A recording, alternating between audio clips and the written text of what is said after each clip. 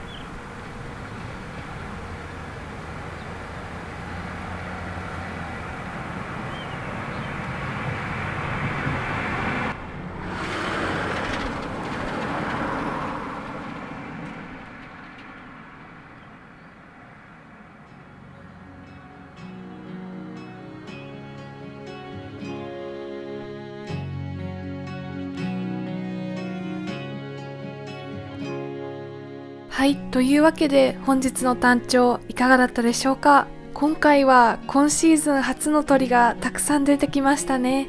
まずはミソサザイですが、とても小さな体で一生懸命全身を使ってさえずっている様子がとてもけなげで可愛らしかったですね。また今回初めて瓶髄のさえずりを取ることができましたね。腹話術のように口はあまり開けずにこもった鳴き方で、最初は聞いたことない声だな、何の鳥かなと思っていたのですが、まさか瓶髄だとは驚きましたね。また他の小鳥たちもたくさん鳴き声が聞けたり、餌運びが見られたりと繁殖期が本格化してきましたね。今後も野鳥の鳴き声をヒントに探していけたらなと思います。また今回使用した機材については概要欄にリンクを貼っているので、興味のある方は見てみてください。それでは最後までご視聴いただきありがとうございました。